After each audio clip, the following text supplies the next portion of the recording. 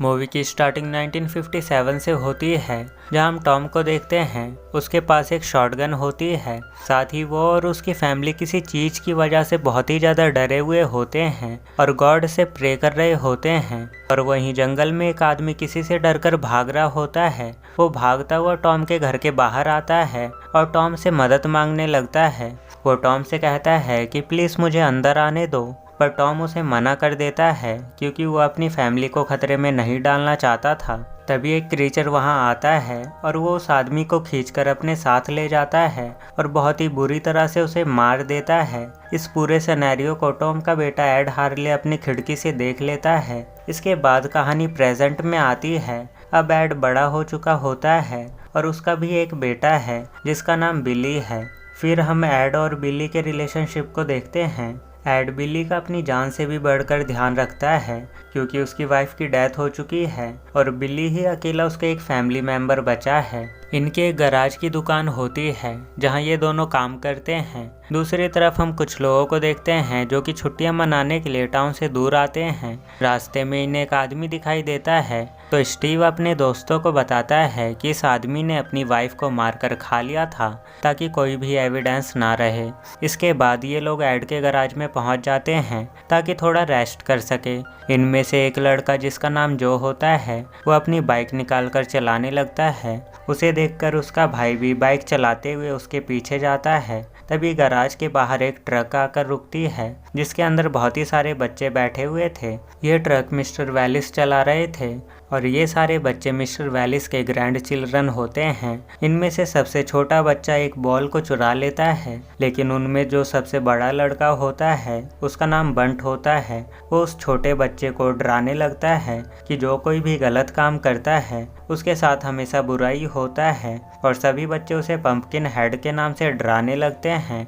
वहीं mister वेलिस add की दुकान के अंदर जाकर उससे अपने सामान के बारे में पूछने लगता है तो एड उससे शाम तक का वक्त मांगता है उसका सामान उसके घर डिलीवर करने के लिए। इसके बाद एड मिस्टर वेलिस का सामान डिलीवर करने के लिए चला जाता है और बिल्ली को दुकान से बाहर निकलने के लिए मना करता है। उसके थोड़ी देर बाद ही बिल्ली का कुत्ता दुकान से बाहर चला जाता है तो बिल्ली भी उसे पकड़ने के लिए उसके पीछे पीछे भागने लगता है और भागते भागते वो वहीं पहुंच जाता है जहां जो और स्टीव बाइक चला रहे थे। मैगी बिल्ली को रोकने की कोशिश करती है लेकिन तब तक जो बाइक से बिल्ली को उड़ा देता है। ये सब देखकर सभी लोग डर जाते हैं और जो यहाँ से भागने लगता है।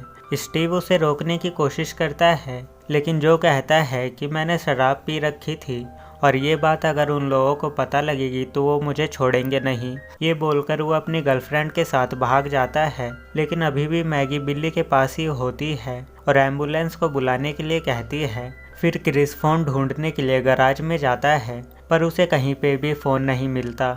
इसके बाद स्टीव मैगी को मदद बुलाने के लिए कहता है और खुद बिल्ली के पास रुकता है। फिर यहाँ एड आता है पर बिल्ली उसे गराज में नहीं मिलता। तभी वो बिल्ली को बाहर देखता है जिसकी हालत क्रिटिकल है। स्टीव उसे कहता है कि ये सिर्फ एक एक्सीडेंट था, पर एड उसे कुछ भी नहीं बोलता और अपने बेटे को गोद में उठाकर वहाँ से निकल जाता है। दूसरी तरफ मैगी को फ़ोन मिल जाता है और वो मदद के लिए कॉल करने ही वाली होती है, पर जो फ़ोन लाइन को कट कर देता है तो मैगी कार से मदद लेने जाने लगती है तो जो उससे कार की चाबी छीन लेता है। वही एड बिल्ली को अपनी गोद में बैठाकर उसके चेहरे को साफ करने लगता है। तब उसे पता चलता है कि बिल्ली अब उसे हमेशा के लिए छोड़कर चला गया है। एड बिल्ली की बॉडी को गले से लगाकर रोने लगता है। इसके बाद एड वेलिस के घर जाकर उससे एक बूढ़ी चुड़ैल के बारे में पूछने लगता है जो कि पहाड़ों में रहती थी, जिसके पास जादुई शक्तियाँ हैं, पर वेलिस उसे उसके बारे में बताने से मना कर देता है। तब एड उसे बिल्ली की डेड बॉडी दिखाता है तो वेलिस एड को कहता है कि अगर तुम उस चुड़ैल के पास गए तो बिल्ली नर्क में जाएगा। इससे अच्छा ये है कि तुम घर जाओ और बिल्ली को दफना दो। ये सब सुनकर एड वहाँ से जाने लगता है। थोड़ी दूर जाने पर उसे बंट मिलता है। बंट उससे कहता है कि मुझे पता है कि वो चुड़ैल कहाँ रहती है, उसका नाम हैगिस है और उसके साथ चलने के लिए वो एड से पैसे लेता है और फिर दोनों हैगिस के पास जाने लगते हैं। थोड़ा आगे जाने के बाद बंट वहीं पर रुक जाता है और एड को आगे का रास्ता बता देता है। फिर एड बिल्ली को लेकर पहाड़ पर पहुंच जाता है और वहां उसे एक झोपड़ी मिलती है जिसके अंदर उसे बूढ़ी चुड़ैल मिलती है। एड उससे बिल्ली को जिंदा करने के लिए कहता है लेकिन हैगिस उससे कहती है कि मेरे पास मरे हुए इंसान को जिंदा करने की कोई शक्ति नहीं है। इसके बाद एड के पास कोई और रास्ता नहीं बचता, तो वो हैगिस को अपने बेटे का बदला लेने के लिए कहता है, जिस पर हैगिस उससे कहती है कि उसके लिए तुम्हें बहुत बड़ी कीमत चुकानी पड़ेगी। एड उससे कहता है कि मैं बदला लेने के लिए कोई भी कीमत चुकाने के लिए तैयार हूँ। चुड़ैल उसे जंगल में से एक लाश को लाने के लिए कहती है। फिर एड जंगल में जाता है। उसे वहाँ पर एक बहुत ही पुरानी और ऊंची कब्र मिलती है। वो वहाँ से कंकाल को निकाल कर चुड़ैल के पास लेकर जाता है। फिर चुड़ैल एड और बिल्ली का कुछ खून निकाल कर कंकाल के ऊपर गिराती है और तभी वो कंकाल एक बहुत ही भयानक क्रीचर में बदल जाता है। फिर वो चुड़ैल एड को उसके घर भेज देती है। पर एड जब रास्ते में होता है तब उसे एक विज़न आता है कि उसका मरा हुआ बेटा जिंदा होकर उससे कहता है कि डैडी ये आपने क्या कर दिया। तब एड रोने लगता है और उसे यह एहसास होता है कि शायद उसने ये बहुत ही ज़्यादा बड़ी गलती कर दी है। दूसरी तरफ हम इन दोस्तों को देखते हैं जो कि बहुत ही ज़्यादा परेशान होते हैं। फिर मैगी और स्टीव बाहर निकल जाते हैं माइंड को फ्रेश करने के लिए और स्टीव मैगी से कहता है कि डरो मत, ये क्रॉस हमारे पास है तो हमें कुछ नहीं होगा। लेकिन तभी वहाँ पर पंपकिन हेड आता है और स्टीव को उठाकर अपने साथ ले जाता है। उसी टाइम एड भी बिल्ली को दफना रहा होता है, लेकिन तभी एड को स्टीव के चिल्लाने की आवाज़ें सुनाई देती है क्योंकि पंपकिन हेड जिसको भी मारेगा वो एड को सुनाई और दिखाई देगा। मतलब कि पंपकिन हेड और एड अब जुड़ चुके हैं। फिर मैगी बाकियों को पंपकिन हेड के बारे में बताती है जो कि स्टीव को अपने साथ उठाकर ले गया है। फिर क्रिस और जो बंदूक लेकर स्टीव को ढूंढने निकल जाते हैं। स्टीव तो उन्हें नहीं मिलता, लेकिन स्टीव की खून से लथपथ शर्ट उन्हें मिलती है, जिससे उन्हें पता चलता है कि स्टीव के साथ कुछ तो बहुत ही ज़्यादा बुरा हुआ है। वो दोनों वापस अपने दोस्तों के पास आते हैं और ट्रेसी सभी को यहाँ से निकल जाने के लिए कहती है, जिस पर मैगी कहती है कि वो स्टीव के बिना यहाँ से नहीं जाएगी और वो स्टीव को ढूंढने के लिए बाहर निकल जाती है। लेकिन तभी उसके सामने पंपकिन हेड स्टीव की लाश को पटक देता है और उसे उठाकर ले जाता है।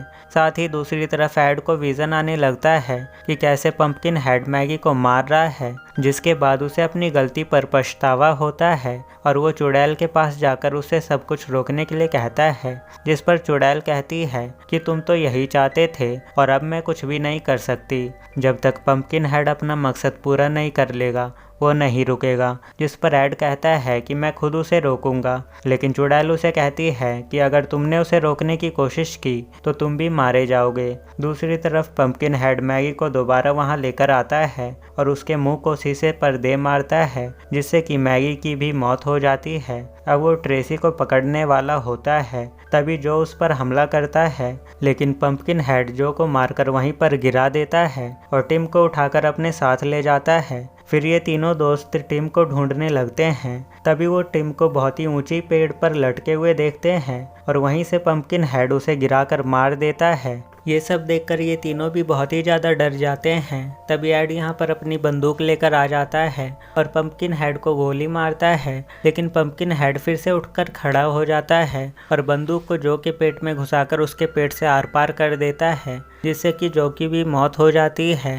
लेकिन तभी एक कुत्ता एड पर हमला करके उसके हाथ को काटने लगता है, जिसके कारण एड का दर्द अब पंपकिन हेड को भी होने लगता है, क्योंकि वो दोनों आपस में जुड़े हुए थे और अगर एड को कुछ भी होगा तो पंपकिन हेड को भी वही चीज़ नुकसान पहुंचाएगी और यही वो कीमत है जो कि चुड़ैल ने एड को बताई थी। इसके बाद ट्रेसी और क्रिस बंट के पास पहुंच जाते हैं तो बंट उससे पूछता है कि पंपकिन हेड दिखने में कैसा है, जिस पर क्रिस उससे मदद मांगता है। तो बंट उन्हें एक सेफ जगह ले जाकर उन्हें पंपकिन हेड के बारे में बताता है कि वो एक हैवान है जो कि रात में निकलता है और अगर कोई भी किसी के भी साथ कुछ भी बुरा करता है तो पंपकिन हेड उसे मार देता है। क्रिस बंट को कार पार्किंग वाली जगह पर ले जाने के लिए बोलता है ताकि वो लोग कार लेकर यहाँ से भाग सकें। ये लोग कार पार्किंग वाली जगह पर तो पहुँच जाते हैं, पर पंपकिन हेड ने सारी गाड़ियों को पहले से ही खराब कर दिया था और फिर वो क्रिस को भी पकड़ लेता है। तो बंट और ट्रेसी यहाँ से भागने लगते हैं। फिर रास्ते में इन्हें एड मिलता है जो कि इन्हें अपने घर ले जाता है।